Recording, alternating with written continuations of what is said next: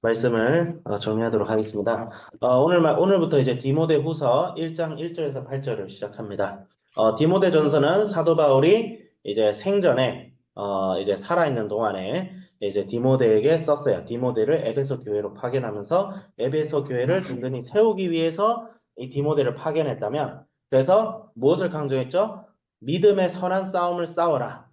복음을 가지고 믿음의 선한 싸움을 싸워라. 선한 싸움은 뭡니까? 십자군 전쟁을 말하는 것이 아니라 무력으로 하는 전쟁이 아니라 교회에서 복음이 흔들리지 않는, 사도 바울이 예수 그리스도께 받은 그 복음의 진리가 흔들리지 않는 그런 교회를 세워라. 그런 교회를 세우기 위해 이단들하고는 싸워라. 이거예요. 이단들과 싸울 때 멱살 잡고 너 지옥 가네 마네 이렇게 싸우는 것이 아니라 당신의 생각은 진리가 아닙니다. 이렇게 당당하게 선포하고 교회에서 가르치는 것을 금하고 교회에 믿는 자들이 거기에 흔들리지 않을 수 있도록 하는 선한 싸움을 싸워라. 그런 선한 싸움을 얘기하는 것이고, 디모데후서는 시의 세월이 흘렀습니다.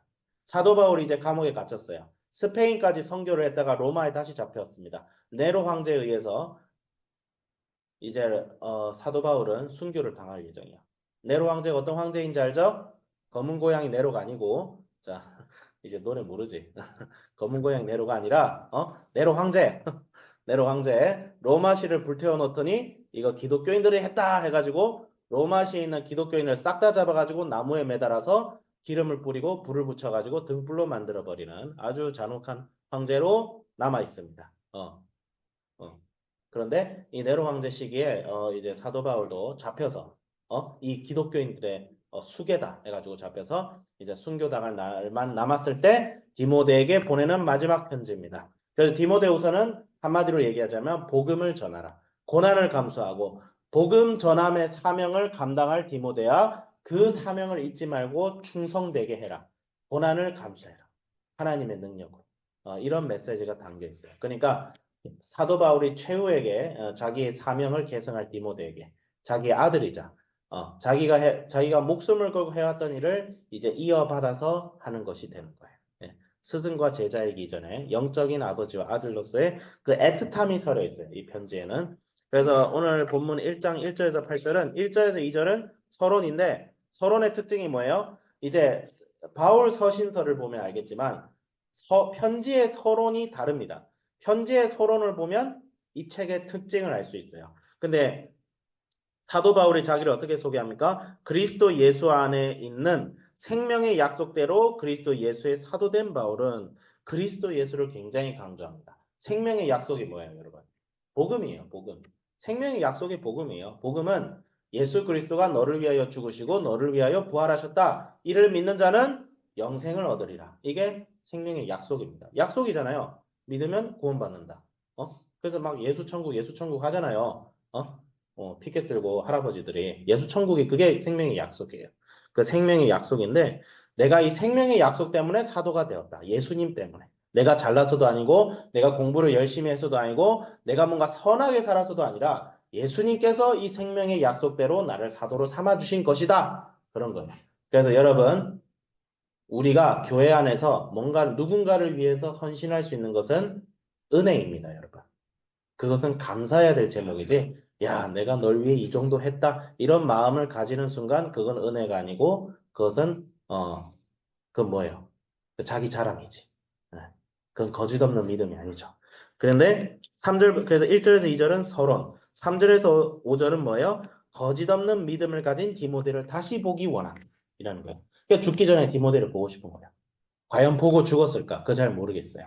안 보고 죽었을 가능성이 높습니다. 디모데가 로마까지 가면 죽잖아요. 예. 그러니까 사도 바울이 디모데 보고 오라는 말이 아니라 그냥 보고 싶다는 거예요. 보고 싶다는 거예요. 디모데 보고 오라는 얘기 아니에요. 디모데는 지금 다른 곳에서 사역을 하고 있거든요. 로마시에서만 지금 핍박이 일어나고 있는 거예요. 이 당시 상황은 로마 제국 전체에서 핍박이 일어나는 게 아니라 로마 제국 시 안에서만 이런 핍박이 일어나는 거예요. 그렇기 때문에 디모데가 로마에 올 이유가 없죠.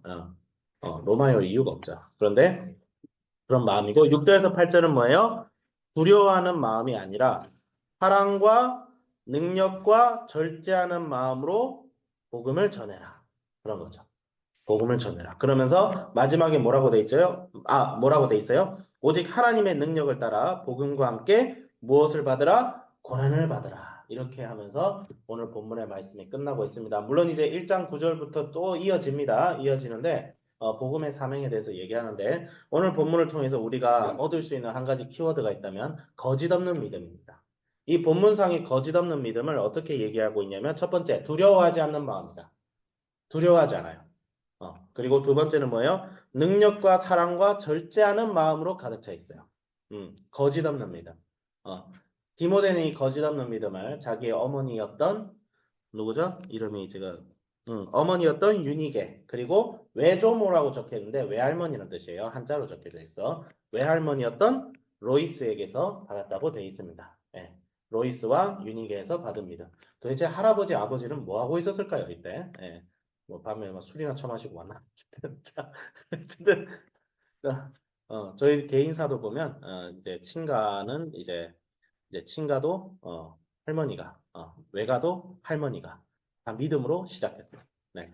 할아버지들 네, 술이나 마셨는지 자, 네, 보이질 않는데 어쨌든 중요한 것은 다 믿었겠죠. 와이프가 믿으면 남편도 원래 따라 믿습니다. 어쨌든 그렇다고 하더라고요. 어쨌든 중요한 것은 그렇게 믿음을 전수받았는데 이 거짓 없는 믿음은 하나님의 능력에 힘입는 믿음이 되는 거죠. 거짓 없는 믿음은 너무나 사실 중요합니다. 왜냐하면 사람은 뭔가 착한 일을 하려 할 때 위선적으로 할 수가 있어요. 그래서 다른 사람의 시선을 의식해서 다른 사람에게 이렇게 보이려고 혹은 다른 사람에게 이렇게 함으로써 내가 어떤 이득을 얻기 위하여 행하는 일들이 있어요. 교회 생활도 그렇게 할 수 있고요. 믿음의 생활이라고 하면서도 그렇게 할 수 있어요. 근데 거짓 없는 믿음은 그게 아니에요. 거짓 없는 믿음은 오직 예수 그리스도를 사랑하는 마음으로 이제는 뭐예요? 예수 그리스도께 감사하는 마음으로 행하는 것이 믿음이야. 그런 믿음의 삶을 살 때에 우리에게 무엇이 있냐면 첫 번째 자유가 있습니다. 자, 장폴 데카르트라는 유명한 프랑스 철학자가 있어요. 이 철학자가 타인은 지옥이다 이런 말을 소설을 쓰면서 했어요. 소설을 썼는데 이 타인은 지옥이다 말은 뭐냐면 주인공이 이제 어떤 등장인물이 내뱉었는데 나는 주체적으로 살고 싶다. 근데 이 사회를 살면서 타인의 시선을 의식하면서 살지 않을 수가 없다는 거죠. 여러분 타인의 시선을 의식 안 하면서 살아요? 하면서 살아요? 우리가 사회생활을 한다는 것은 기숙사 생활 해보는 여러분이면 더 잘 알 거 아니에요. 그렇죠? 타인이 나에게 대해서 어떻게 생각할까? 나에 대해서 어떻게 평가할까? 이걸 항상 끊임없이 생각하면서 사니까 이게 뭐야? 지옥이라는 거예요. 장폴 샤트리트라는 철학자는 그래 얘기했어요. 그리고 오늘날 현대 철학은 뭘 얘기하냐면 스스로 주체적으로 생각하는 개인이란 존재하지 않는다고 이미 현대 철학은 결론을 내렸어요. 그러니까 나는 내가 스스로 생각한다고 존재하지만 나는 여전히 내가 자라온 환경과 나를 키워준 부모의 생각과 내가 자라온 이 환경 속에서 사회가 어떻게 트렌드를 이끌고 가는지 그 트렌드에 갇혀서 생각한다는 거예요. 그러니까 철저하게 주체적이고 개인적이고 객관적인 나라는 것은 존재하지 않는 환상이라는 거예요. 그러니까 잘난 체 하지 말라는 것이 오늘날 현대 철학이 주장하는 바인데 그럼 중요한 건 뭐예요?